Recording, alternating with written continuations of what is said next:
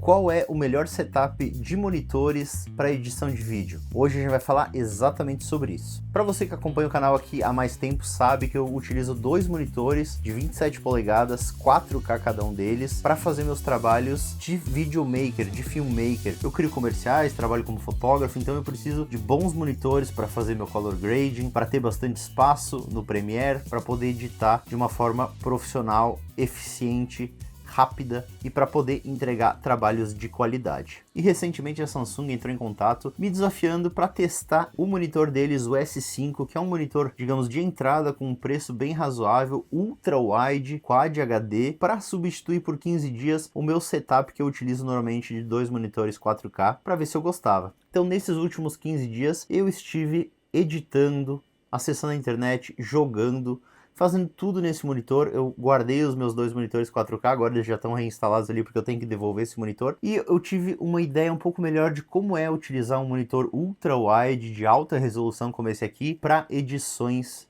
de vídeo. O objetivo desse vídeo é analisar com mais detalhes a questão de edição de vídeo para você videomaker. Então um pouquinho sobre os dados deste monitor aqui, que é o Samsung S5.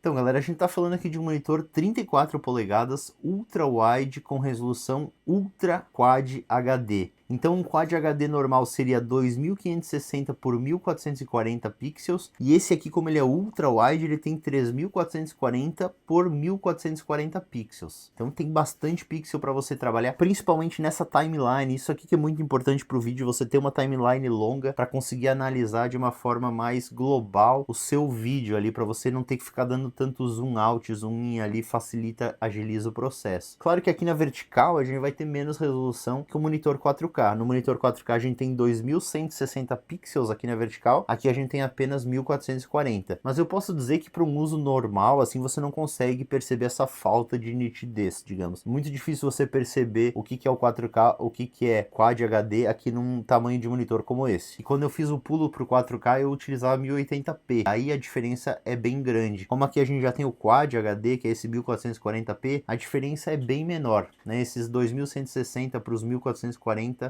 é quase, digamos, imperceptível numa tela desse tamanho. Aí pra galera mais dos games, esse aqui é um monitor com atualização de 100 Hz, que normalmente a gente tá falando de 60 Hz. Os meus monitores 4K são 60 Hz, aqui a gente tem 100 Hz. Uma resposta de 5 milissegundos, que é super rápida. Ele também tem uma reprodução de cor muito legal. A gente tá falando de HDR10+. Isso aqui é um monitor 10 bits que tem reprodução de 1 bilhão de cores, contra um monitor normal 8 bits que tem apenas 16 milhões de cores. Isso para você fazer color grading, fazer edição de fotografia, se destaca bastante. Ele tem a entrada de DisplayPort, que te permite alta resolução com refresh rates mais rápidos também, como 100 Hz. E lembrando que isso aqui é um monitor VA, não é um monitor IPS. O monitor IPS, ele é conhecido pelos ângulos de visão, então eu olhando aqui bem do lado, ele não fica super contrastado. O monitor IPS teria mais contraste vendo desse ângulo, certo? Aqui, como é um monitor VA, ele não vai ter os ângulos de visões tão bom quanto o monitor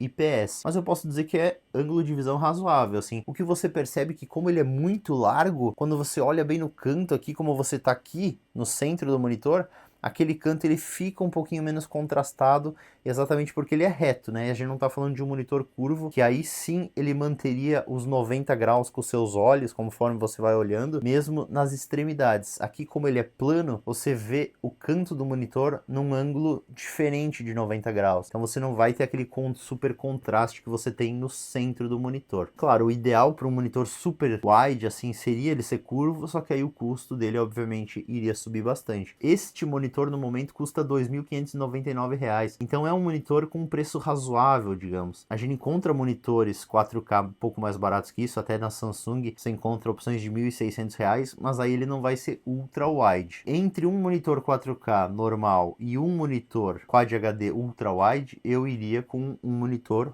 ultra wide Quad HD. Se você tem a opção de aí ter dois monitores 4K como eu tenho, eu prefiro ainda a opção dos dois monitores 4K. Eu vou falar um pouco sobre isso também. O que acontece aqui como num editor como o Premiere? Você precisa de muito espaço na horizontal, que a gente tem aqui, mas também você precisa de muito espaço na vertical, porque aqui na timeline, conforme você vai adicionando tracks de áudio, layers, camadas de ajuste, várias camadas de vídeo, isso aqui vai começando a ficar pequeno e você tem que expandir e ocupar mais da sua tela aqui e aí o seu monitor aqui do vídeo mesmo vai ficar pequenininho. E isso pode te atrapalhar para te entregar um trabalho mais refinado. Por isso que eu gosto de ter um segundo monitor apenas com o vídeo ali grandão, maximizado, para eu ver os detalhes, ver se está em foco, ver se está tudo certo. Em termos de comprimento aqui da timeline, isso aqui é perfeito, eu acho que a resolução tá mais do que bom, mas eu sinto que falta um pouquinho aqui na vertical espaço, exatamente porque a gente tem um pouco menos de resolução aqui, os 1440 pixels contra os 2160 do 4K. É um setup muito top, muito bom, muito melhor do que um único monitor normal. Esse ultra wide vai te dar mais espaço na sua timeline principalmente, mas falta um pouquinho de resolução na vertical. Quando eu falo que ela é uma tela ultra wide, significa que ela tem uma proporção 21:9. Um monitor normal, widescreen, ele é 16:9, então a gente tem 21:9, essa é a proporção desse aqui, enquanto um normal seria 16:9.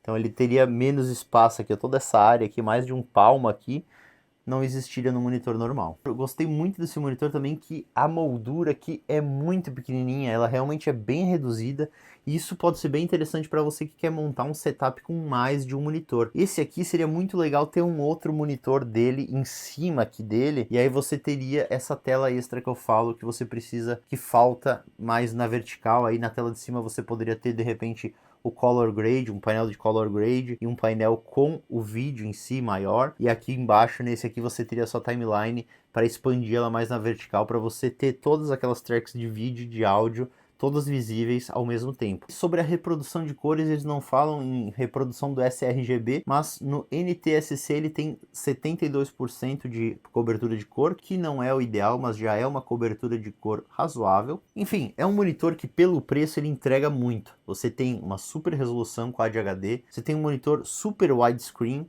34 polegadas de monitor, então tem muito espaço para você ver filmes. A experiência principalmente de você ver filmes nesse monitor é incrível, porque o filme ele é nessa proporção mais ou menos 21:9, então você não vai ter as barras pretas ali nas extremidades do monitor, você tem todo o filme preenchendo completamente a tela, é muito boa a experiência de filme mesmo. Acho que para edição de vídeo também, pelo preço, eu achei excelente. Difícil você ter uma experiência melhor para edição de vídeo pelo preço que esse aqui cobra. Como eu disse, entre escolher um monitor 4K único e um widescreen Quad HD, eu iria no Quad HD porque você vai entregar mais com ele, certo? Você vai ter mais opções de edição, vai conseguir ter mais reprodução da timeline mais longa ali, vai ter uma experiência melhor realmente de edição no Premiere ou em outros apps de edição. Agora, claro, se você não tem limites de orçamento, a Samsung oferece outras opções incríveis que eu andei pesquisando para fazer esse vídeo. Eu gostaria muito de testar o Odyssey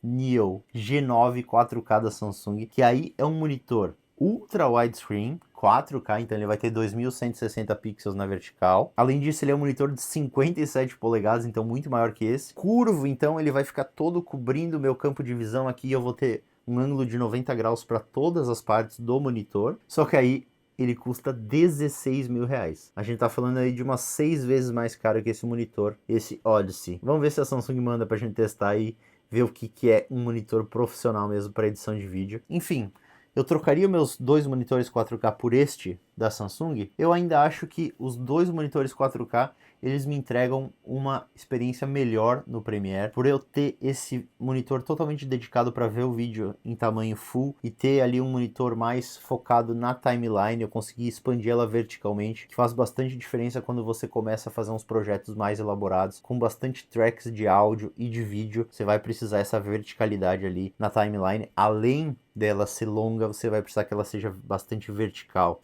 Então eu gosto muito desse setup de dois monitores, mas ele é cansativo também, porque quando eu quero ver o vídeo em alta, eu tenho que ficar virando meu pescoço bastante, e isso com o tempo, quando você fica horas e horas e horas editando, ele acaba sendo cansativo.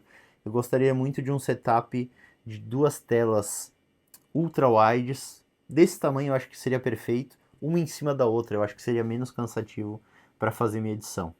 Mas isso a gente vai ter que testar no próximo vídeo e ver como é que é. Por enquanto, agradecimentos à Samsung por enviar esse monitor. Tá voltando essa semana lá para eles. Gostei muito da experiência e espero que você tenha gostado desse review. Não esquece de se inscrever no canal e deixa aí nos comentários. Eu quero saber qual que é o seu setup de edição. Que monitores que você usa?